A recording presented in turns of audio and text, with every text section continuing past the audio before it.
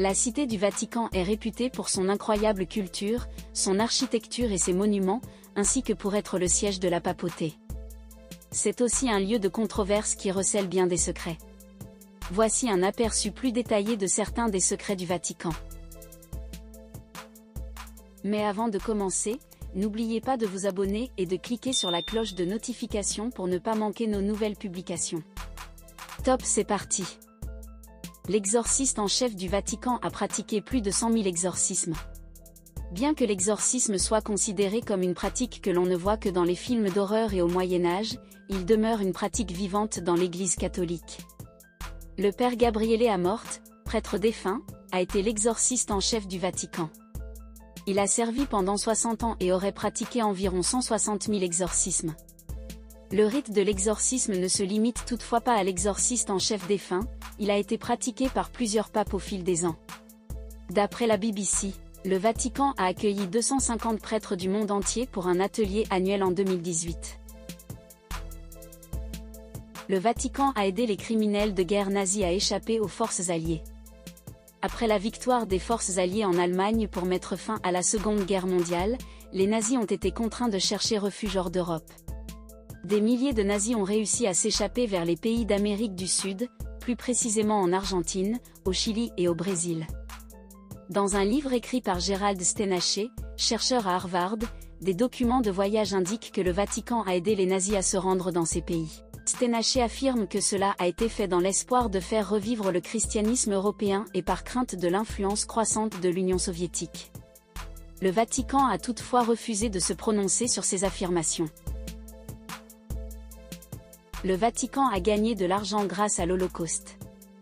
En plus d'avoir aidé des milliers de nazis à s'échapper d'Europe, le Vatican a également participé au trafic d'objets d'art, de golf et d'autres biens appartenant à des familles juives et pillés par les nazis.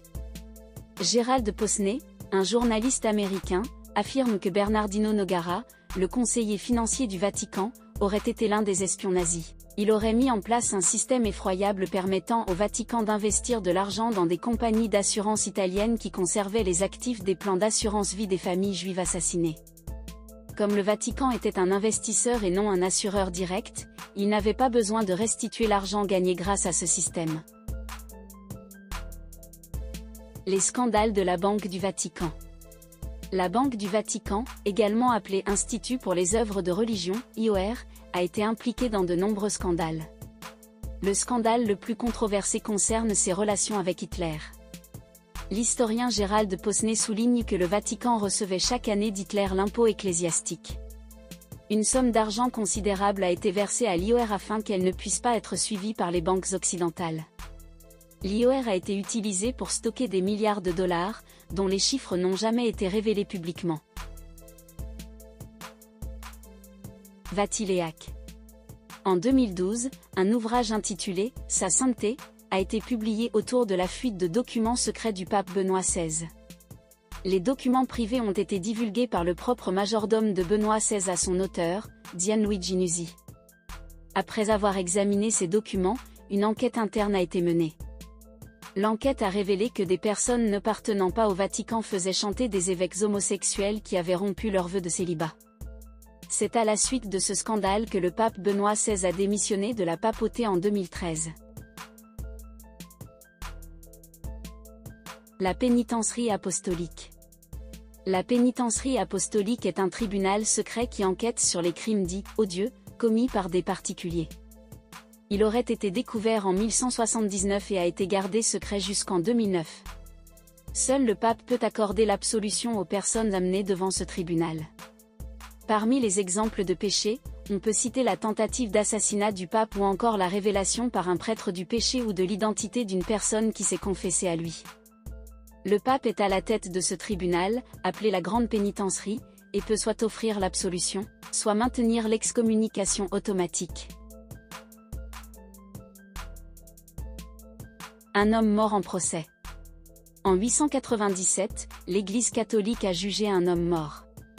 Connu sous le nom de « synode cadavérique », le procès posthume du pape Formosus a été organisé par le pape Étienne VI, son successeur. Formosus était accusé d'avoir usurpé la papauté, alors qu'il était mort depuis 7 mois. Le corps du pape est exhumé, revêtu d'une tenue ecclésiastique et amené à la cour papale pour être jugé. Un diacre a même été nommé pour parler au nom du pape mort. Il est déclaré coupable et tous ses actes en tant que pape sont déclarés nuls et non avenus. Son cadavre est dépouillé de ses vêtements et habillé de haillons, ses 3 doigts de bénédiction sont coupés et son corps est jeté dans le Tibre, où les Romains se débarrassaient de leurs infâmes criminels depuis des siècles. Bien que le Vatican possède des côtés obscurs, elle en a aussi des théories de conspiration sur ses archives. Jésus n'existe pas. D'après certaines informations, les archives contiendraient des communications entre l'empereur Néron et saint Paul concernant l'existence de Jésus. Certains théoriciens de la conspiration pensent que le Vatican cache des preuves selon lesquelles Jésus-Christ n'a pas existé. Preuve de vie extraterrestre. Des rumeurs semblent indiquer que le Vatican détient la preuve de l'existence d'une vie extraterrestre sous la forme de crânes extraterrestres. Certaines sources affirment que les archives contiennent la preuve que le pape conspire avec des êtres extraterrestres pour implanter des puces électroniques à tous les habitants de la Terre. Les 3 secrets de Fatima. Le très controversé 3e secret de Fatima serait un document secret caché dans les archives. En 1917, 3 enfants portugais reçoivent des prophéties, et des milliers de personnes sont témoins de l'une d'entre elles. La soi-disant suppression de ce 3e secret a alimenté des rumeurs sur son contenu, notamment sur un holocauste nucléaire ou des catastrophes naturelles. La publication du contenu de ce secret en 2000 n'a pas contribué à faire échec à la spéculation. Le foyer de la plus grande collection de pornographie. Certains conspirationnistes pensent que les archives du Vatican contiennent la plus grande collection de pornographie au monde. Le musée de l'érotisme de Copenhague confirme ces spéculations ainsi que les écrits du fondateur de National Review, William Buckley Jr., et de l'universitaire Camilla Paglia. Ils sont contrôlés par les Illuminati.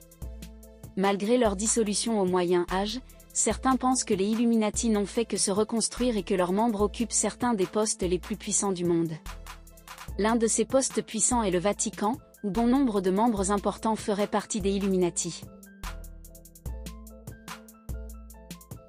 Il abrite une machine à remonter le temps. Le chronoviseur, qui aurait été construit par le père Pellegrino Maria Ernetti, scientifique et prêtre italien, est un appareil qui permettrait d'entrevoir le futur et le passé. Bien qu'il n'existe aucune trace d'un tel appareil, certains pensent qu'il est caché quelque part dans les archives.